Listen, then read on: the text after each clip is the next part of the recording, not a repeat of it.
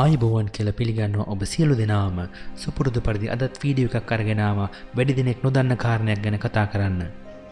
මේ වීඩියෝ එක බලන ඔයා ජීවිතේ කවදාක හරි පෙරහැරක් බලන්න ගිහිල්ලා ඇති. ඔබට මතකද පෙරහැරේ මුලින්ම එන කසකරුවන්ගේ කසෙන් නැගෙන හඬ? ඔබ කවදා හරි හිතලා තියෙනවද මේ කස වලින් මේ තරම් තීව්‍ර ශබ්දයක් එන්නේ කොහොමද කියලා?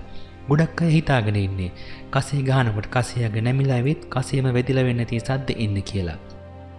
හොඳයි අපි බලමු කසිය තුල ඇති මේ තාක්ෂණික කාරණා මොකක්ද කියලා.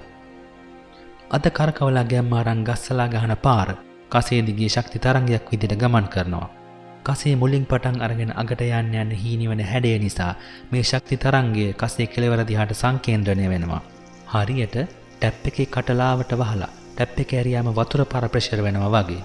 මේක කොච්චර පවර්ෆුල්ද කියනවනම් කසේ කෙළවරේදී කසේ තුඩ ශබ්දයේ වේගයට වඩා වේගයකින් චලනය වෙනවා.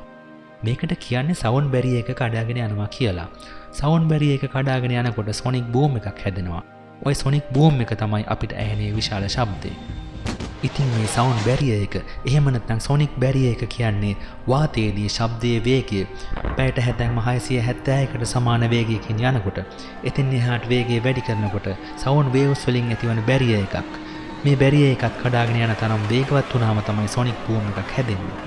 ඉතින් නිකමට හිතලා බලන්න අපරාධකාරයෙකුට කසපහර දෙන විට ඒක මොන විදිහට දැනෙනවද කියලා. ඉදිරියටත් මේ වගේ නොදන්න කරුණු දැනගන්න, දන්න දැනුම අලුත් කරගන්න එකතු වෙලා ඉන්න channel එකත් එක්ක ඔබ මේ වෙනකොට channel එක subscribe කරලා නැත්නම් පහලින් තියෙන subscribe button එක ඔබලා channel එක subscribe කරලා bell icon එකත් click කරලා තියාගන්න. තවත් වීඩියෝ එකකින් ඔබව හමු වෙනතුරු සමුගන්නවා. සුබ දවසක් ප්‍රාර්ථනා කරනවා ඔබට.